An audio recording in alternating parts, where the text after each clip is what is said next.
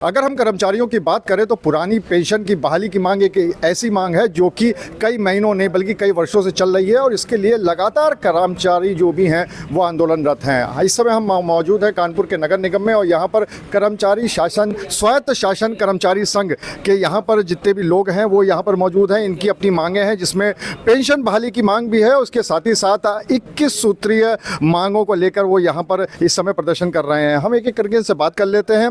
दादा, सबसे पहले आपसे बात करना चाहेंगे, आपकी मुख्य मांग एक तो पेंशन वाली है वो बता दीजिए और इसके अलावा कौन सी मुख्य मांग है? आप बैठे रहिए, आप बैठ के बता दीजिए। देखिए, मैं रमेश चंद्र शुक्ला नगर निगम कर्मचारी यूनियन का महामंत्री हूँ। स्वास्थ्य शासन कर्मचारी महासंघ उत्तर प्रदेश का मैं प्रांतीय उपाध्यक्ष हूँ। हम लोगों की पूर्व निर्धारित जो मीटिंग हम लोगों की 27 अक्टूबर को लखनऊ राजकुमार हॉल में हुई थी, उसमें ये चरणबद्ध आंदोलन के लिए हम लोगों को प्रस्तावित हुआ था। 30 नवंबर को हम लोगों ने काला फीता बांध करके कार्य किया, उसमें चूँकि कार्य बहिष्कार का हम लोगों का निर्धारित नहीं था। और 30 दिसंबर को हम लोगों को माननीय मुख्यमंत्री जी को 21 सूत्री मांग पत्र के संबंध में नगर आयुक्त महोदय के माध्यम से हम लोगों का 21 सूत्री मांग पत्र प्रस्तावित है जाने के लिए। और इस संबंध में अगर बीच में हम लोगों के लिए प्रांतीय जो हमारे अध्यक्ष हैं, प्रांतीय हमारे जो महामंत्री हैं, उन लोगों को वार्ता के लिए आमंत्रित किया जाता है तो ठीक है, नहीं तो हम लोगों का जो प्रस्तावित कार्यक्रम है 28 फरवरी 2025 को इको पार्क चारबाग लखनऊ में हम लोगों को आंदोलन के लिए एक आम मीटिंग बुलाई गई है। उस आम मीटिंग में तय होगा आगे की क्या रूपरेखा रहेगी।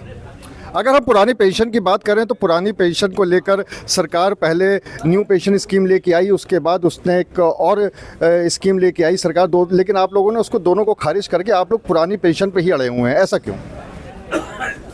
उनमें अंशदान देने की बात है, वो अंशदान के लिए हमारा कर्मचारी समूह तैयार नहीं है। हम लोग अपनी जो पुरानी पेंशन है उसी की बहाली चाहते हैं, उसी को चाहते हैं कि वो सरकार पुरानी पेंशन को लागू करे।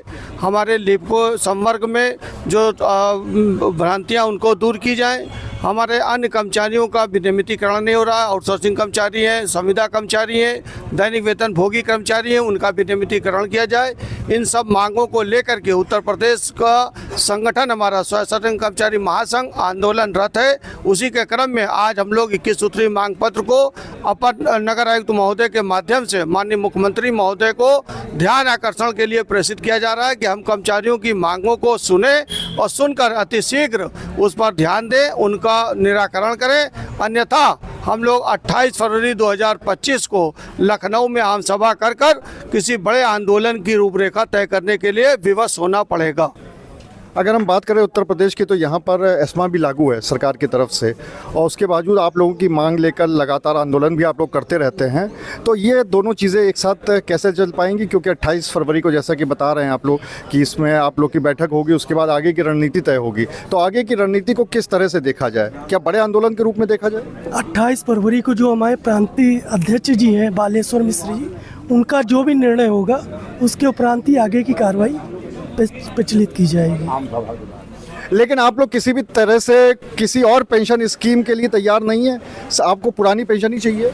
हम लोग पुरानी स्कीम ही तैयार है, जो कर्मचारी को वही हम लोग किया जाएगा। तो यहाँ पे जितने भी कर्मचारी हैं उनका ये मानना है कि वो पुरानी पेंशन स्कीम सिर्फ वही उनको चाहिए है, क्योंकि जो दूसरी पेंशन स्कीमें हैं जिसमें उनको अंशदान करना पड़ता है वो उनको बिल्कुल भी मंजूर नहीं है। और अगर उनकी मांगें नहीं मानी गई तो 28 फरवरी को आगे चल के लखनऊ में एक बड़ी आम सभा की जाएगी और उसमें किसी बड़े आंदोलन की रूपरेखा भी बन सकती है। अनुराग अग्रवाल, TV9 कानपुर।